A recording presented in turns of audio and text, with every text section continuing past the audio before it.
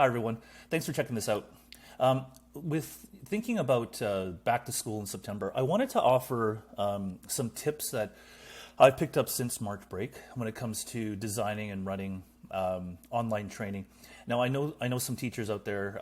You guys you're awesome at it. You're comfortable with it, and so this may offer you something new, and it may not. You may know all this, but for teachers who maybe you haven't spent that much time thinking about online, or you're kind of still formulating your ideas of how the fall is going to go in your classroom. My hope is that in somewhere in this video, there's a tip or there's a lesson or a story that helps you, advance your teaching plan, gives you some new ideas to engage your students, just something that makes your job a little easier. And that's what I'm hoping anyway. So let's go with this and see what happens. But my goal here is to give some tangible, tactical tips and lessons learned. So my story, for a number of years, I've been running problem-based learning programs in person, in classroom, working with schools and school boards. So typically I'd go into the classroom and I would teach anywhere from 20 to 15-ish to maybe 30, 40 students. My biggest number was 200 in one session, but really the core number would be somewhere between 15 to 20 on the low end and 40 to 50 on the average kind of larger end of things. So I've worked with just under 2,000 students in person, and then March break hit, COVID hit, and since then I pivoted the problem-based learning, or PBL, program that I had done with Y2, and pivoted to an online format. And so since then, I've delivered the online version or customized version of the program to about 700 students across Toronto, York region, as far as Kingston. I also was part of the SHAD online team that came up with the design challenge this year for the online version of the program, and we worked with about 600 kids. And then finally, I've developed and delivered asynchronous material for several programs. So all of that to say that I've worked with a bunch of students, and I have had some experience with delivering online training.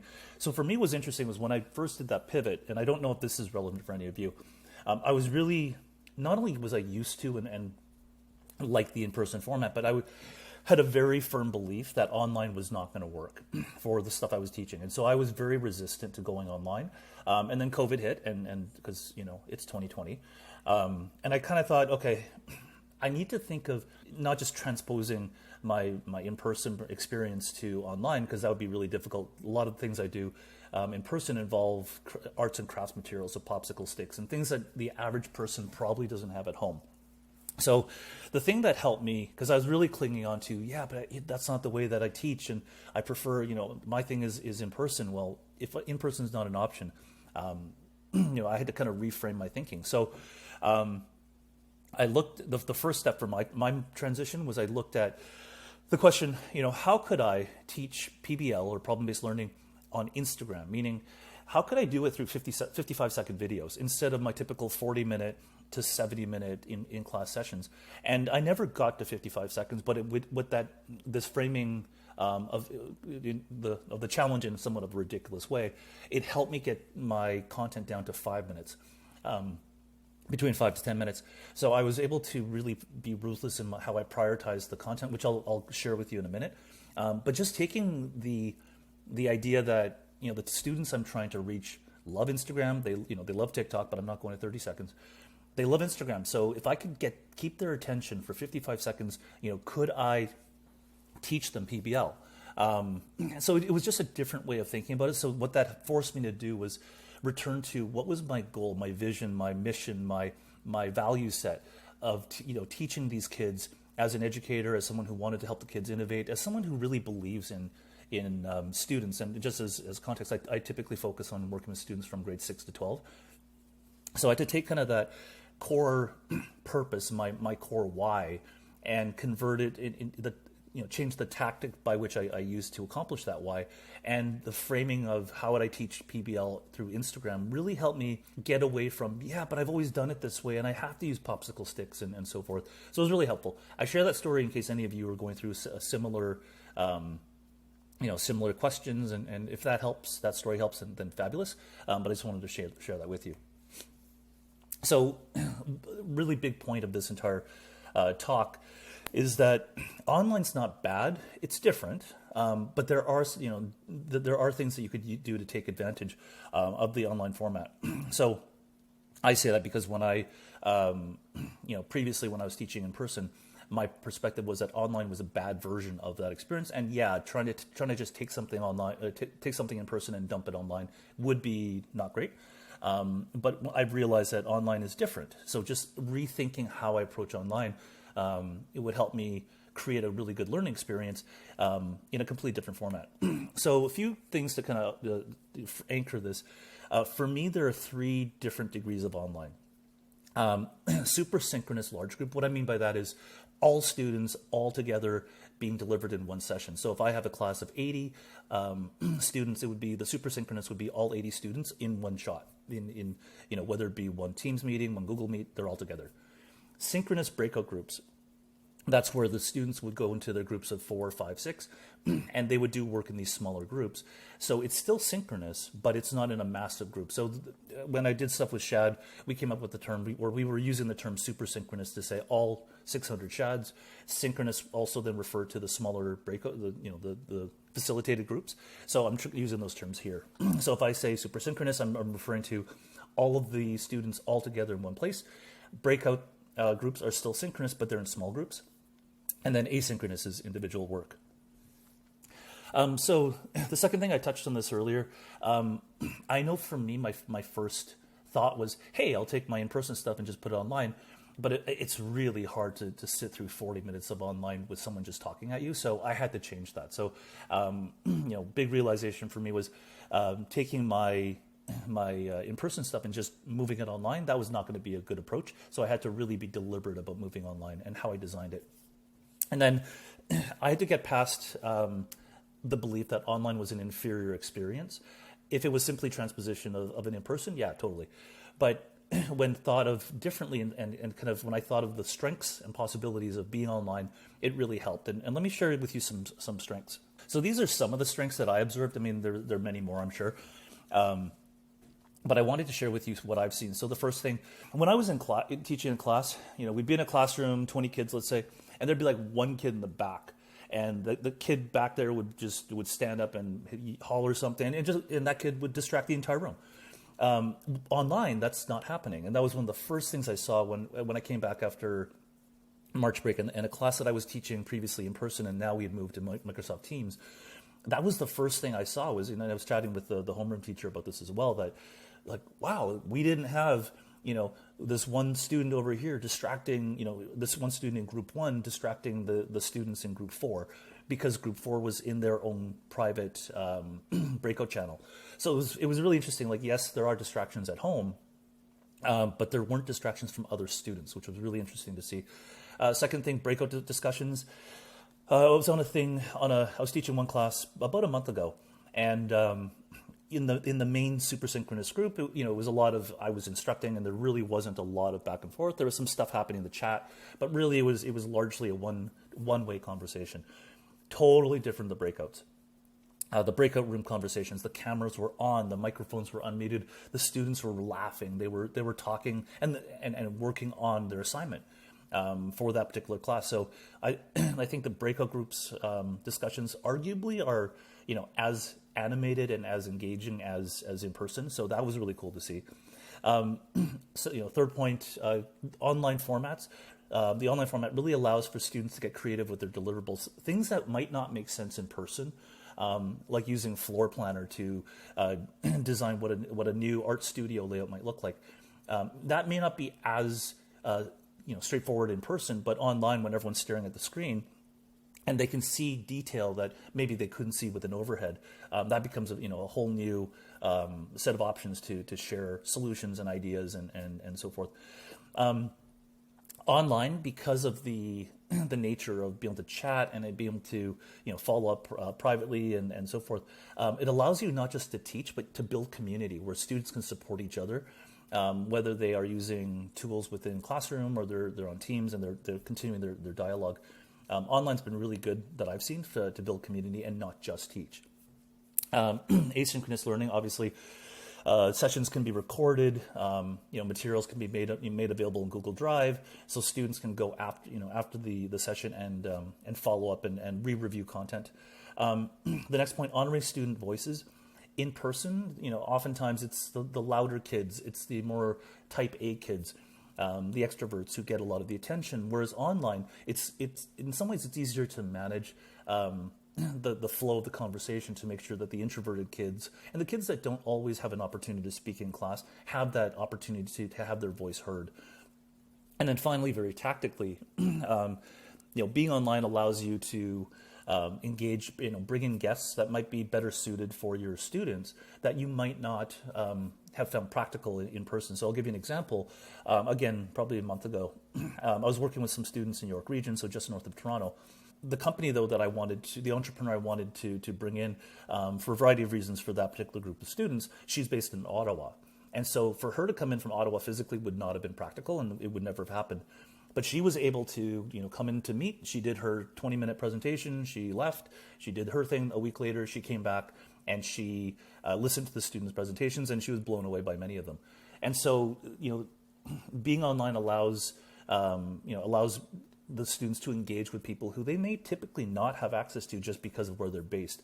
And so, for some of the if you're watching this from a rural location or from someplace that doesn't necessarily have access to a lot of people who would be relevant or helpful for your students, well, now you have access to the entire globe theoretically, and you're not limited to whoever's within a 20-minute drive of you. So those are just some of the advantages of online, and I think for me, once I thought about online differently, it allowed me to create a learning experience which took advantage of what online could do, as opposed to dwelling on why online isn't as good as in person.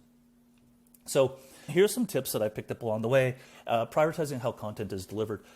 So in person, it's easy. I found it easy to flow between having kind of the instruction and the conversation with the entire class, and then they could kind of shift into breakouts. And if it didn't work, we could go back and I could stand up and do it, a super synchronous announcement or share a point or something. And then they could kind of go back to their groups, and then maybe the groups would do some individual work and then come back in their groups, and then I do something else. And the flow between super synchronous to breakout to individual and back was very fluid, and it just kind of happened because we were in the room together. But that's not the case with online. Trying to do this kind of a flow from super synchronous to breakout to individual in one Google Meet or one Teams video call it would be painful to watch. So what I found was being very deliberate about how I would deliver content. So for super synchronous, I've tried to focus on delivering a concept with an example, and then so all the students hear it. And yeah, it's kind of one way that way, but they can ask some questions. Typically, though, the students have been hesitant to ask questions. So I find that the super synchronous session is an opportunity to say, this is the thing. We're gonna build a persona. A persona is this. This is why we use it. Here are two examples of personas. Now you're going to go into your breakouts and you're going to in your groups build a persona, and then I'll go visit each group and answer their questions. So the breakout I found really good to apply the learnings from that were introduced in the super synchronous session. Asynchronous was really where if students wanted or needed to do their own research, that's where it took place. So if they needed to watch videos or read this article or whatever it was, we wouldn't do that in a breakout room. We wouldn't do that in a super synchronous session because it really wasn't the best place to deliver it. So it was very clear that before you come to this session, make sure you watch these 3 videos or read this one article because you're going to need it in order to understand the concept that we're going to introduce in the super synchronous session, which then leads to you doing work and helping your group in the breakout session. So being very clear about what should be done with everybody versus small group versus separately. It was very it took a bit of a mind shift for me to get there, but once I got there, it made a lot of sense to prioritize content that way. So the questions that are helpful that when I'm thinking about content, there are 4. So the first is, what content is best delivered for everybody? like I said earlier, the example is, here's the concept, this is the persona, and here's an example. So all students hear the same thing. And they have a chance to ask questions. Like I said, sometimes, most of the time the questions don't happen, but the students are still hearing the same thing together. Then what processing and application of the concept, is best occurs in a breakout group. So I personally try to give the students more time in breakout, because that's really, like I said earlier, a lot of the animated, engaged conversation happened.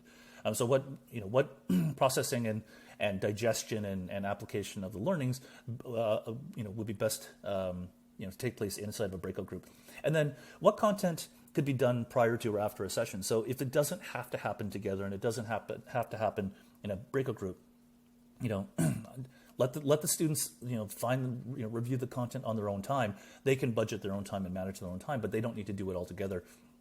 So those three questions were really clear for me to prioritize where I would put the content, whether it was everybody, breakout, or do it on your own. For the last two though, breakout rooms and doing it on your own, I found it critical to have worksheets or tools that would guide the students to think through. I'll give you an example of this in a minute. But to give them tools that they could use and it would guide their thinking. So it could, as opposed, because in the absence of me, not being in front of the room and saying, this is how you do it, kind of, step by step, giving them the tools that they could use when they were in the breakouts or separately or individually was critical. And so the worksheets that I typically use allow the students to kind of fill in information. They don't have to think about the structure, because the structure of kind of the thought process is laid out. They just need to fill in the information, and it helps bring them to a state of readiness for the next synchronous session. So I talked about breakouts. So this is, one thing I found really helpful is balancing how much time we spend in instruction, so super synchronous versus breakout. And knowing that, for me, that I've seen that breakouts tend to be really animated, engaged, laughing, the students get to see each other. I've really tried to push more time, or a lot more time, to breakouts. So the way that I found it helpful is I'll give the students, short bursts of instruction plus example, and then they've got time in the breakouts to digest. So typically I'd say, 5 to 15 minutes of instruction. 15 doesn't happen as often. I tend to keep it between 5 to 10 minutes of instruction plus example. And then the students have 10 to 20 minutes, somewhere in that range, to do the exercise, which helps them apply the concept. And so they get more time in their breakout groups and instead of being all together and just listening. And that's been, I know, with one of the more common pieces of feedback I've gotten from teachers about their students, after a session, has been that the students have really enjoyed the breakouts. So that's where they got to reconnect with their classmates and their friends and get involved, as opposed to listen to a talking head. So this has seemingly worked pretty well. Plus, the students get to they get to learn the concept and apply it. So double benefit. When I do kind of overall sessions, max I've done is 2 hours. I find more, it's really hard for the students, even if they're alternating between super synchronous and breakout. Being online for 2 hours and really focusing is really tiring. So I've tried to keep it max 2 hours. I find 1 hour is good, of kind of helping them get to the point where they can then spend a couple of hours separately to do work and then come back if need be. So I'll show you an agenda in a minute where I'm running a 6-day program. And you'll see kind of the half hour to 1 hour in the morning, and then another half hour to 1 hour-ish in the afternoon. But there's time in between for the students to go and do their work, and they don't necessarily feel the pressure of being in groups, large group especially, but just even, they have the opportunity to go do the individual work. So, I've tried to keep sessions-ish, max 2 hours. For students, I've been really clear. If I need them to show up with some level of knowledge about something, so i.e. completing some asynchronous work, I try to be really crystal clear about that. So make sure when you come here, you have read this, watched that, or whatever. So being clear about what has to be done prior to the session has been really key. In sessions where I'm doing presentations or students are doing presentations, if it's 5-6 groups, fine. That's one session is great. But I did something, a couple sessions, in the past month, where we had 15, 16, 17 groups, and in person that many groups would be exhausting, but the exhaustion gets dialed up another level when you're trying to listen to 15 presentations online. So what I started doing was inviting half the class to come for the first half of that class, and then they would leave. They would do their presentation that first half, and they would leave, and then the second half would join, and they would do their presentation. So by breaking up the class into subgroups, the students still got to hear others' presentations, and instructors, educators, teachers got to hear all presentations. But for the students, we weren't asking them to sit there and listen to every single 15 presentations, which is tiring. So that was something I found really effective. And so I want to show you a couple of agendas that bring to life some of the points on the previous slides. So the first one was this alternating idea. You can see this is from an event or a workshop that I ran on July 8th. And so as you can see, we started together, we did some stuff, reviewed the agenda, and then I sent them off to do an icebreaker. So they had 10 minutes to get to know each other, and I will show you that icebreaker exercise in a minute. Then they came back, and in this case, the community partner, so this person from Ottawa, she shared her stories. So she had 20, 25 minutes to do her thing. She dropped, and then I kind of framed up, which of the challenges do you guys want to do? Does your group want to pick? And then they went into their breakout groups and they selected a challenge. Then they came back 10 minutes about persona, which was this is persona. Here's some examples. Here's what your assignment is. And then they went away for 20 minutes and they built a persona. And they came back and then we did a thing on what's your persona's top need. Let's brainstorm some ideas. We did that as a group. And then in their individual breakout groups, the students, they picked one idea they wanted to work on, and that's what they did. And we came back together for the last 5 minutes to frame up what was coming the next week.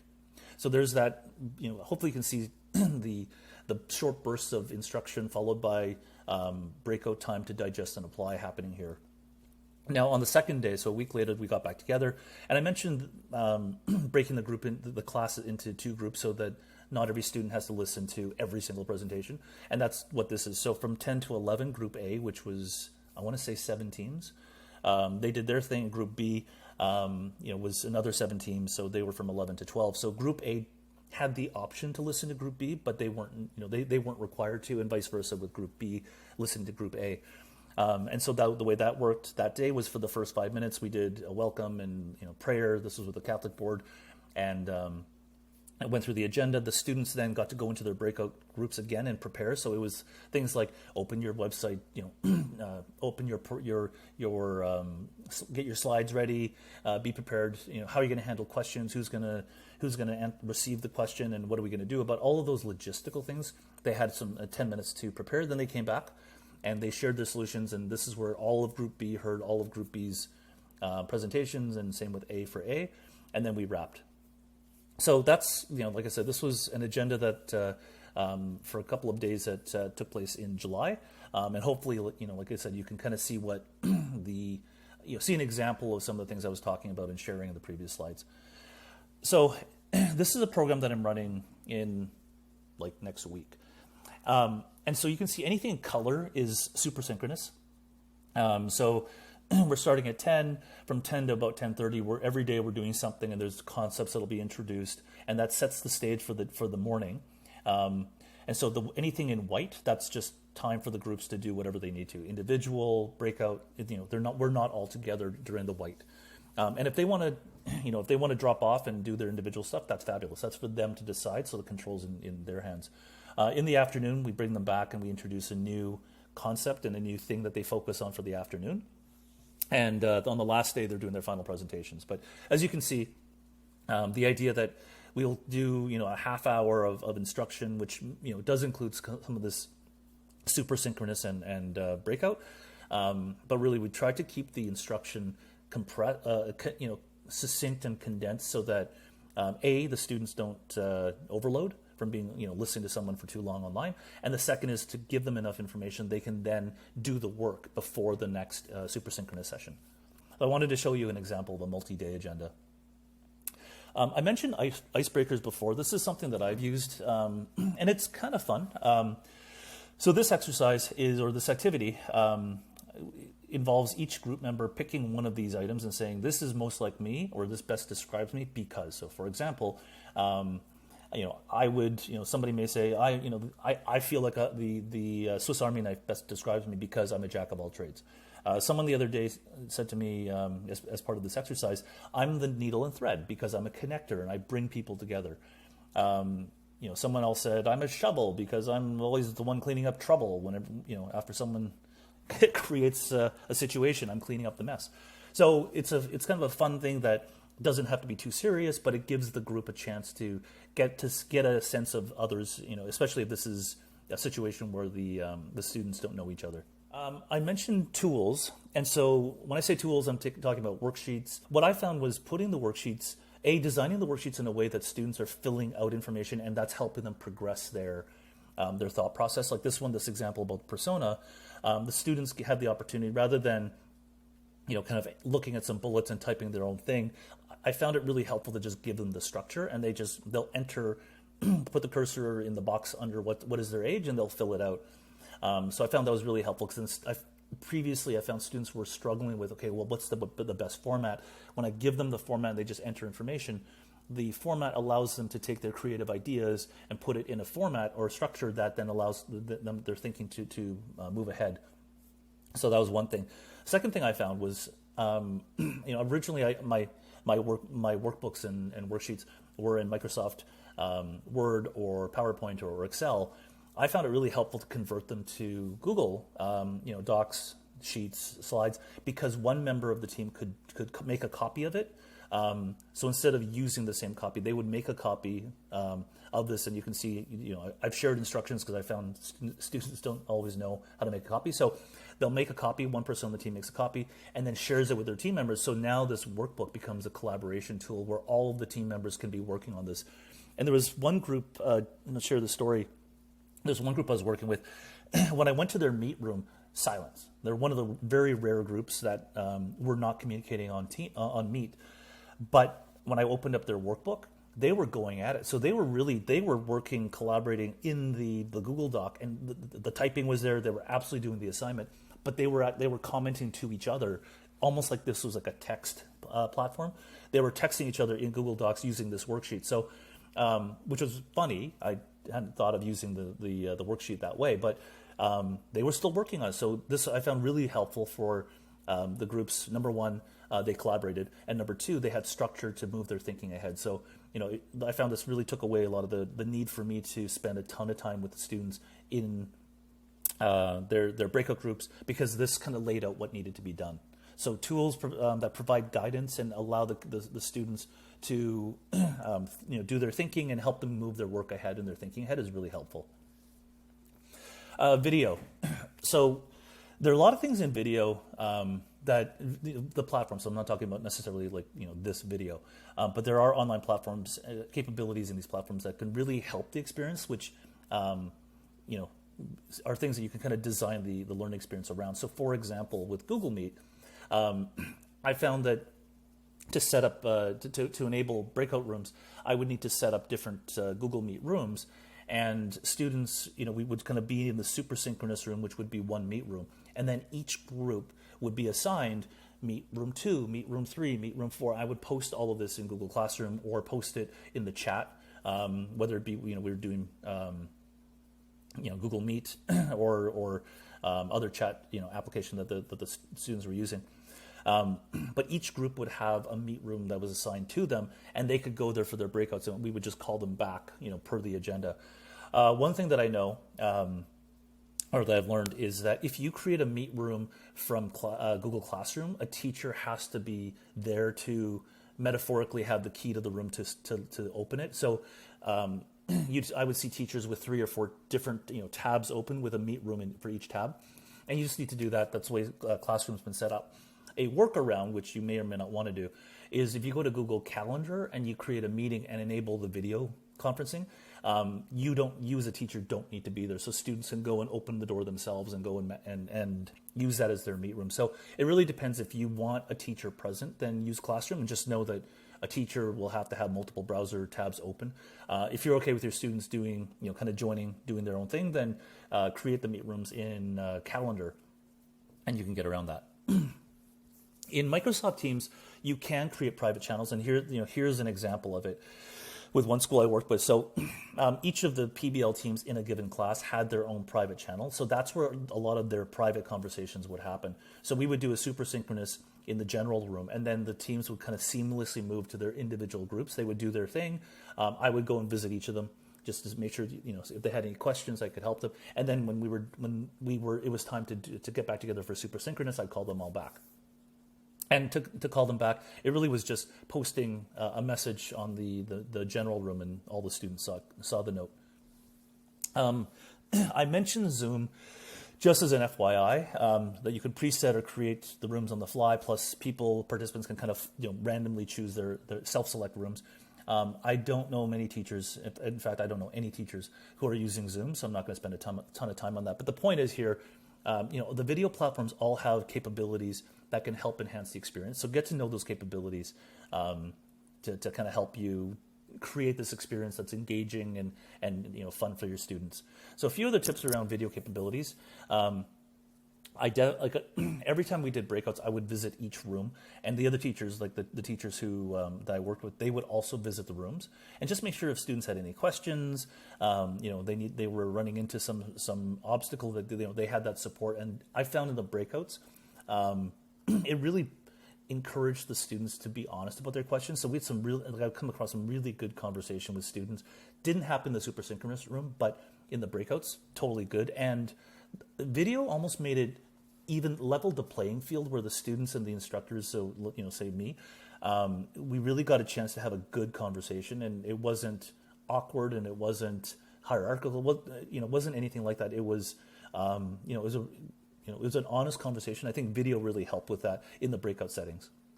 Another advantage of video, you can record sessions. So if there's something particularly important that is being discussed or introduced, you can record the session. You can edit out the stuff that's not important before, edit out the stuff after, and post that core, the important part of the video for students to review after. So that's another asset. And then finally, there are other technologies that can aid collaboration. I talked about some of them, the Google Suite. So Docs, Sheets, Slides, Jamboard's good, Flipgrid's good.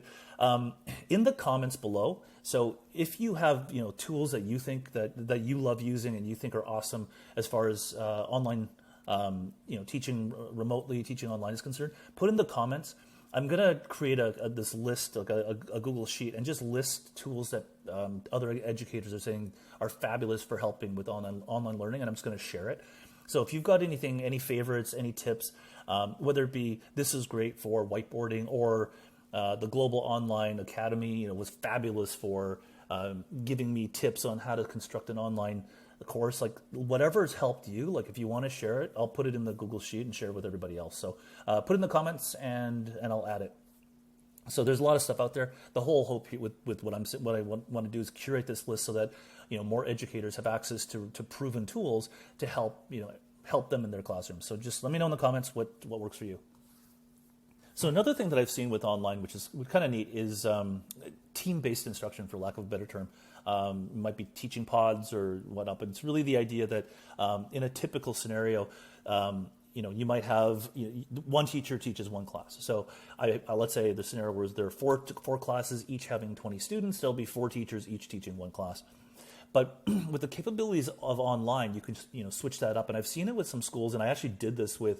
But again, it's been a busy month, but about a month ago, I was teaching in one class. I had a class of combined 125 students, grade 8s moving into grade 9, and their teachers were with me. So we had about 7 or 8 teachers.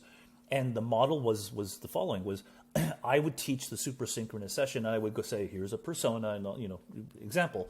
And then the students would go to their breakout rooms, and each of the teachers were assigned a handful of breakout rooms to manage. So I think each teacher had about 4 or 5 breakout groups. And so what they would do is they would manage those 4 to 5 groups, and they would visit each one and just make sure that they had any questions that they were answered. But it allowed the teachers to really focus their workload, so they weren't worried about every one of their students, because we divided up the assigned the rooms to the students.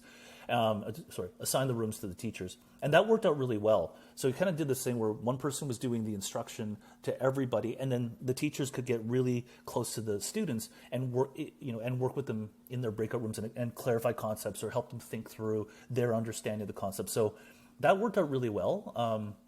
And the output from the students, and this was echoed by their teachers, the students had a really good time. the solutions that they came up with and they presented later were really good. And some of the teachers were just saying, like, for many of these students, that was a highlight, was, the ability to work and talk and interact in these breakout groups, but they still learned. So it's a different way of doing instruction. And just, I'm going to throw it out there just in case you and your school and your colleagues are thinking, well, we've got 4 sections of history class. Well, how could we do this in a virtual environment? Do we have to each teach one? Well, you could teach it as a pod. And one does all the one teacher you could rotate. One teacher teaches the super synchronous thing, and then you break it up. So putting it out there, if you do go down that path, what I found really helpful was meeting with all the teachers ahead of time and saying, okay, this is what the entire agenda is going to look like. It's going to be this, and we're together, and then we're going to do breakouts, and then together and breakout. And in breakout 1, they're really going to focus on identifying a problem statement. So help them think through the problem statement. This is, and so we have a conversation about that.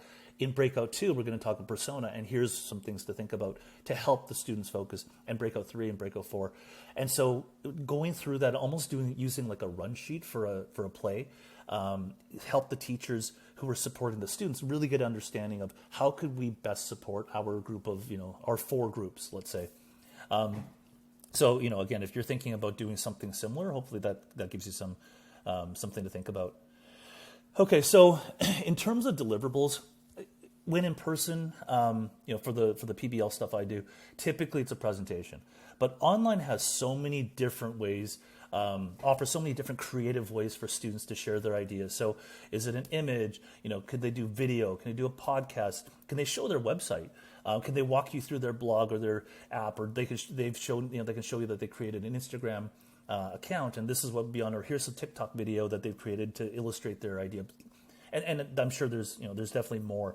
But being online offers so many different formats that might not be as practical in person, but it's different, right? I mean, there's stuff in person that'd be awesome, not possible online, but the reverse is true. So that goes back to what I was saying earlier. Online's different. It doesn't mean that it's worse.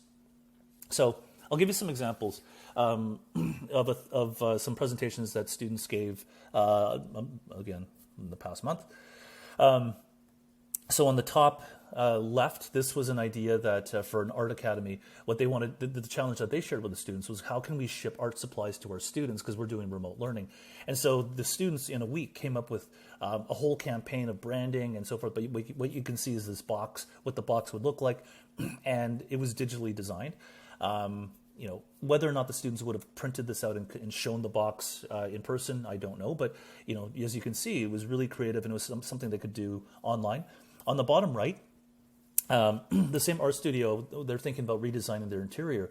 So this one group, they went into Floor Planner and they designed, as you can see, what they thought the layout of the art academy could be. And they basically, on video, kind of took us on a virtual tour, which might have been kind of, I don't say weird, maybe awkward, but doing this online, we could really visualize what this looked like, and they literally took us on a walking tour of this virtual layout. So there are some very different ways that students can share their ideas using online platforms that may not have been as practical in person. So consider, how could you tap into your students' creativity to show their solution, their project, or whatever.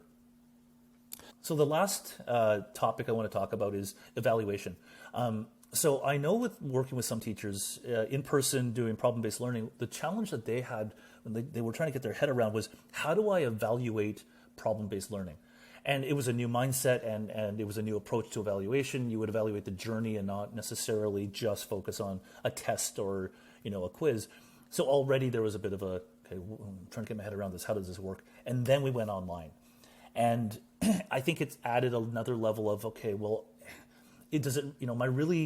am I really evaluating if I do a test on memorization when the student is A, online, and B, asynchronous? And what am I really testing? Because they could go to Google and they could, figure things out that way. So, for me, what was helpful was stepping back and with the teachers going, okay, so what are we looking for? What's evidence that the student has learned? Did they get the right answer? Well, no, that's not the point of PBL. So what would we want them to be able to articulate, to explain, to somehow show us that they got the idea that you needed to understand the impact of a problem on somebody, or you needed to tie your solution back to that that challenge, or you needed to have a persona, to understand those needs and whatever those, those pieces of evidence were. So it really forced the teachers and me to distill what we were looking for in terms of evidence of learning, that the student had grasped the concept. So that was one big thing. And then the second thing was reflection was key, like particularly online. It's just giving the students an opportunity to kind of, step back, think about what did they learn, what did they, how did they progress, giving the teacher a chance to reflect on that as well, I think is really key. So I want to show you some examples of rubrics that I'm using with one of the school boards. So this is the rubric used to evaluate an individual student, and as you can see, it's more like, does the student show that they are able to speak to the topic, the subject, and did they show their ideas appropriately in a way that demonstrated that they actually, understand their subject and their topic and their project, but their thought process is laid out logically. So it really is getting at not so much, did the student hit these 7 points, but did they demonstrate knowledge and did they organize their knowledge in a way that made sense? So then from a reflection standpoint, this is where a teacher can step back and kind of think about, the student themselves. And this becomes less about marks and more about conversation and helping the students, understand where they could have been stronger or where they were awesome. And really, helps the student to grow. So again, this could be something done in conversation with the individual student. And then this is an example of a reflection that the teacher could do with a team. And this is, and I know some teachers have given these rubrics, these reflection tools to the students and to the teams, so they themselves think about and reflect on what they learned and what, how did they develop during the process. So the team and the individual reflection slides would be things that could be shared with students directly to help them think through, what did I learn in this process in this journey. So in closing, I'm just going to go through the tips that I would offer to you. And again, I hope some of this stuff is useful. So when designing a program for online, don't just transpose what you did inside the classroom in person. Really think about, designing to the strengths of online. And then also just, designing in a way that limits the weaknesses of online. So for example, not doing 8 hours straight because that's just exhausting online. Instead, breaking it up and prioritizing what content needs to be done super synchronous versus breakout, which is the next point. And knowing, certain pieces of content, if we were all in a classroom together, yes, I'd play the video, but that's not something I'm going to spend precious super synchronous time on. I'm going to ask students to do that, on their own, and then they come to class having seen the video. So it's, again, being very careful and deliberate about what content you want consumed altogether, in breakout, or individually. In each session, balance the time that you ask the students to spend with instruction, probably super synchronous, versus breakout time, where the engagement and the conversation can really happen. Icebreakers are really, really helpful, and there's a whole bunch of literature online about fun icebreakers for online, so check that out. Tools I found, again, worksheets, really, really helpful, and the whole idea of Google and being able to share the Google Doc with team members has been really critical to enabling collaboration. Know the strengths and explore the strengths of your chosen video platform. So, they're getting closer. So Microsoft Teams does some certain things better than Google Meet and vice versa. As of this video, I think Google is close to introducing the ability to do breakout rooms in Google Meet. I just went and checked before doing this video, and I haven't seen it yet. But I believe it's coming soon if it hasn't, if it's not already been kind of soft released. So, understand the strengths of the video platform that you and your school are using and use those to your advantage. Team-based instruction. So if there are several of you who are teaching the same class, the same grade, maybe there's an opportunity to do more of a pod-related or team approach to teaching that same class, which takes a bit of a load off of each of you, and maybe you can kind of refocus your individual time on working with breakout groups to really help the students dig into the concepts and apply them. Let the students or recommend to the students deliverable formats that play to the strengths of online. So I gave a few examples of that earlier. And then finally, when evaluating students, focus on the journey and their kind of what they learned, and use reflection in addition to rubrics to give the students a chance to think about, what did I learn in this process? What skills can I take from this experience and apply to whatever it is I do next? So I do hope that you get the sense from this video that online, yeah, it's not in person, and if you go into, when I went into online and approached online with the mindset that it sucked compared to in person, yeah, that's what it was going to suck. But I've learned since March break that when I've approached online as it's a different beast, and I'm going to take what makes it special, and it's different than in person, but I'm going to take what makes online special and play to its strengths in order to help my students get excited about coming up with problems, solutions to solve meaningful problems. Once I kept, kind of looked at a different way of executing, a teaching plan, but tailoring it to the strengths of online, it really helped, I think, improve the learning experience. So I hope you got some, takeaways from this that you can apply for your class. Good luck in the fall. Good luck, planning for the fall in the next couple of weeks, and then good luck when September arrives and we go back to school. If you want to chat, if you want to share some stuff that's worked for you, you've got some tools that you swear by for remote teaching. If you want to correct me on something, reach out. All my contact info is here, or leave comments below. Thanks for watching. I hope this was helpful, and stay safe. Bye.